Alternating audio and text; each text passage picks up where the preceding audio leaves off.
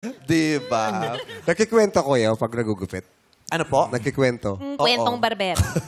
Actually, kasabihan lang po naman yun eh. Pero pag medyo masaya yung tao, minsan inaagisan mo ng kwentong barbero nga. Parang ganun. Kasi para hindi makatulog. Yes. Kasi pag nakakatulog, ang hihirapan Mahirap sila sa yan. ulo. Lalo na pag yung ginaganon na, tapos nakakatulog. Ako. Nare-relax. Lalo, at saka yung mga bata, inuuto kasi nila yung mga bata.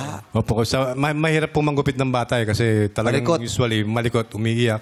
Kailangan talagang tiyaga lang. Ilan na po yung nasugatan nyo? Marami-rami na rin. Ako dahil nasugatan ako. Hindi, part naman po ng trabaho yun eh. Oh, Talagang yes. nangyayari po yun. Ay, ayaw namin maging part ng trabaho nyo yun, ha? Yung nagdudugo yung ganito. Ay, kuya, ba't nagdudugo? Part po yun. So, wag nyo naman gawing part ng trabaho nyo yung pagdudugo ng ano namin, ulo namin. Ano naman po yun? Kumbaga, paminsan-minsan lang naman. Oo. Tapos sa'yo napunta yung minsan na yun, oh. Kaya kailangan pagpunta mo ng barbero, tatanungin mo na, Sir, may nasugat na kanina? Wala pa po. Ay, bukas na lang ako. Baka ikaw ang Kasi baka sa akin yung minsan eh. At saka pag-sham ka na, pagod na yung pag- Oo.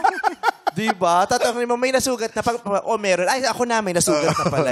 Kailangan may alay sa isang araw eh. No po. Kamusta po ang paggugupit ninyo?